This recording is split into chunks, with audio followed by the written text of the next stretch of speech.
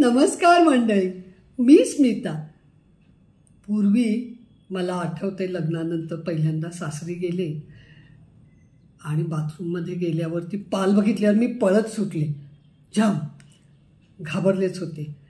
आणि त्यानंतर काही वर्षांनी लक्षात आलं की माझा नवरासुद्धा पालीला घाबरतो. काय सांगू, तरुण मुलगासुद्धा पालीला घाबरतो. पण मी एक युक्ती शोधून काढली. मी घरी बायो एन्झाईम बनवते, तर एकदा स्प्रे करून बघितलं तर ती पाल खाली पडली.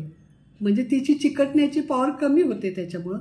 आणि मग त्या पालीला मी केराप्रमाणे उचलून बाहेर फेकून दिली.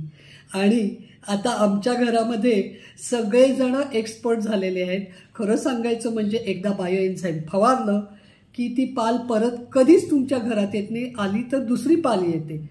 पुन्हा तोच प्रयोग. कसा वाटला सांगा.